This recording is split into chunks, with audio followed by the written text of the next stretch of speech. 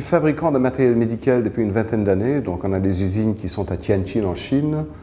Et depuis 20 ans, en fait, je fabrique ce qu'on appelle de l'OEM, de la sous-marque, pour une grande majorité du marché européen. On fabrique à peu près 50% du petit diagnostic médical non invasif vendu en Europe sous des marques diverses. Et donc j'étais dans ce milieu où on était très important en quantité, mais pas très intéressant du côté technologie. Et en 2009, j'ai eu un événement magique dans ma vie qui a tout changé, c'est que j'ai acheté mon premier iPhone. Mais je me rappelle distinctement du moment où j'ai reçu l'appareil et il était livré sans livret d'instruction et avec la batterie préchargée. On savait intuitivement qu'il fallait seulement presser le bouton et que ça allait fonctionner. Je me suis dit, c'est trop cool. Moi, je vais faire des trucs cool, faciles à utiliser, qui indiquaient aux gens comment était l'état de leur santé. Parce que prendre une mesure, c'est facile.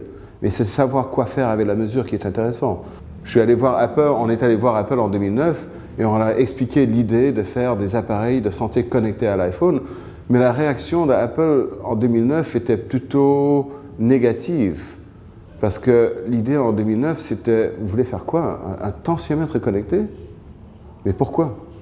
99% des gens qui ont un iPhone 3, c'est des jeunes gens branchés.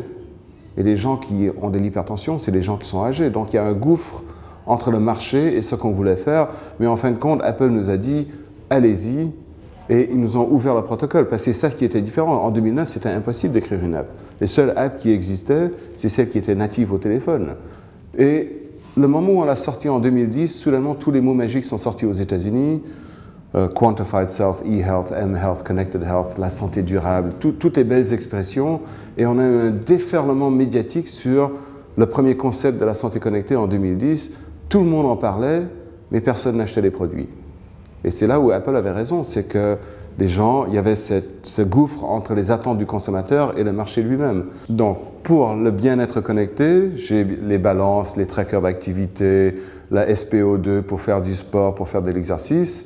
Donc pour iHealth médical, donc j'ai des séries de glucomètres, de tensiomètres.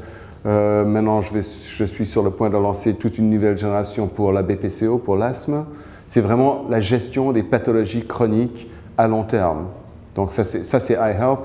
Et j'ai une deuxième division. Donc iHealth couvre un peu le bien-être et la santé, mais j'ai une deuxième division qui s'appelle iHealth Pro, où on fait du débit cardiaque, des ECG, de tout ce qui... la santé préventive au niveau des généralistes.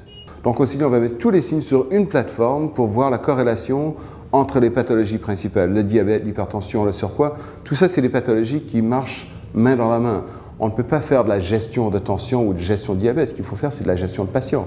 Je sais qu'on a un peu ce problème dans les pays latins, pas seulement dans la France, en Italie, en Espagne, où on est en train d'agiter le fantôme de la sécurité des données, que tout le monde va « Big Brother is watching you », mais c'est un peu un faux problème.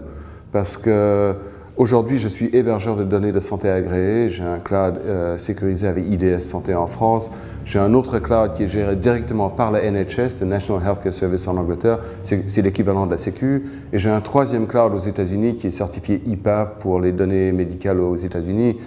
Ceci étant dit, quel que soit le niveau de sécurité que j'ai, je ne peux pas danser plus vite que la musique. Aujourd'hui, on développe dans 30, 40 pays différents et chaque pays en Europe a ses propres spécificités pour le cloud. C'est monstrueux. Et elles sont en train de changer d'une manière presque quotidienne. Donc je travaille beaucoup avec la ZIP, avec les systèmes de santé en Europe. Il est accepté que d'ici 2 ou 3 ans, on aura un système pan-European qui va couvrir toute l'Europe et où tout le monde aura le même standard de sécurité. Mais il y a plusieurs choses à réaliser sur le cloud. C'est que n'importe quelle donnée de santé, et aussi il faut voir qu'est-ce qu'on considère comme une donnée de santé. En France, on considère le nombre de pas comme une donnée de santé. Est-ce que c'est vraiment une donnée de santé? Donc, n'importe quelle donnée de santé qui est sur un cloud, sécurisée ou non, est plus sécurisée sur le cloud que si elle est écrite sur un morceau de papier dans le trolley à l'hôpital, où n'importe qui peut regarder, ou dans le dossier du médecin. Ça, c'est un point. Mais aussi, mes clouds, ils sont sécurisés sur toutes les normes les plus stringentes et exigeantes, mais n'importe quel hacker, moi inclus, qui est capable de casser un cloud de Visa ou de Mastercard, s'ils sont capables de faire ça, ils sont capables de casser un cloud santé. La question à se poser, c'est quel est l'intérêt? Quel est l'intérêt? Il n'y a aucun intérêt. Les données médicales n'ont aucune valeur intrinsèque si elles ne sont pas utilisées en mode épidémiologique. Il y a certains appareils qui sont pour moi des évolutions naturelles, donc chaque année, chaque produit est relooké, retravaillé. Aujourd'hui, la durée de vie d'un produit, d'un appareil sur un marché est maximum 18 mois avant qu'il soit relooké, retravaillé. Aujourd'hui, on a 54 projets de R&D en cours, certains pour iHeart grand public, certains pour iHeart Pro. J'ai 3 types de projets. J'ai ce que j'appelle des produits d'évolution. Ça, c'est 80% de mes produits, c'est des nouveaux modèles qui font cric-crac-boom, qui sont plus beaux, moins chers, etc. Donc ça, c'est 80% de mes projets. J'ai 15% de mes projets que ce n'est pas des produits d'évolution, mais des produits de révolution, où on prend une technologie, on va la pervertir pour lui faire quelque chose de nouveau. Que ce soit pour d'utiliser la saturation de l'oxygène pour le sommeil. Il y a énormément de nouvelles choses qu'on peut faire. Ça, c'est plus compliqué parce qu'il faut qu'on écrive des nouveaux standards réglementaires, il faut qu'on fasse des nouveaux standards de validation. Et au moins 5%, j'ai en ce moment 3 projets, ce que j'appelle des projets Moonshot. Moonshot, ça veut dire qu'on va aller décrocher la Lune.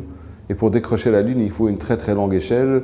Un projet Moonshot, c'est un projet où on ne sait pas encore, il faut encore que je développe la technologie pour pouvoir décrocher la technologie. C'est vraiment de la recherche fondamentale, que ce soit sur des projets de glycémie sans fil, mais c'est des projets où on n'a pas encore trouvé la solution finale, mais qu'on espère trouver d'ici 2 ans, 3 ans, 4 ans.